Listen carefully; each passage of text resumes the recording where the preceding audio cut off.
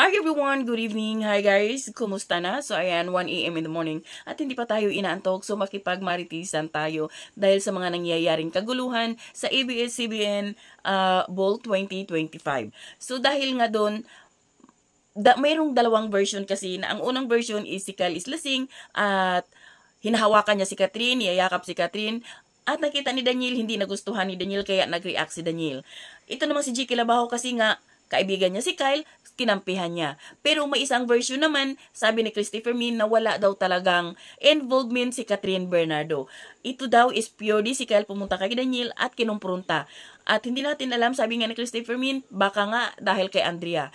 Pero ito lang, itong si JK pumunta din doon at kinampihan si Kyle at naghamon talaga ng suntukan. Kaya malapit na suntukin ni Richard kaso nga lang, andyan na yung mga guard. So, naagapan. Ngayon, pumunta na sa rooftop, nagpang-abot. Itong si JK hindi talaga mapakali ng hamon ng suntok, kaya nasuntok ni Richard Gutierrez at natamaan sa ulo. Ngayon, hindi natin alam guys kung saan sa dalawang version ang totoo. Kasi sa unang version, si Kyle at saka si Catherine baka hindi nagustuhan ni Daniel. Sa pangalawang version, wala daw talagang involvement si Catherine Bernardo. Purely na si Kyle mayroong kinumpronta kay Daniel Padilla. At siyempre nandoon si Richard kasi itong si Kyle at saka si Jiki Labajo parang inaanuhan nila si Daniel. Nakikita ni Richard Gutierrez kaya syempre magkaibigan sila. Inaawat.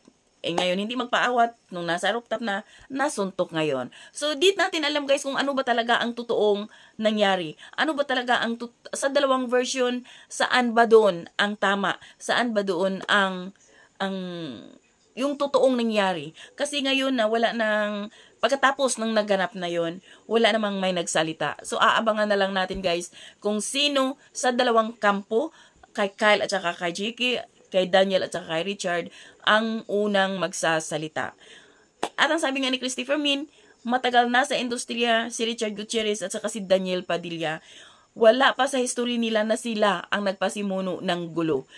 Sa bagay, wala din naman talaga akong narinig. Ito kasi dito sa kay JK naman at saka kay Kyle, sinasabi nila na si Kyle yung mayabang dahil nadumikit yung pangalan niya kay Piolo Pascual. Ito naman si JK, alam natin na maangas, para siyang basagulero, para siyang younger version ni Baron Geisler, no? So hindi natin talaga alam kung ano ang buong katotohanan. So abangan na lang natin at makichismis, makimarites sa mga ganap sa mundo ng show business. So yun lang guys, thank you for watching. Bye, God bless everyone.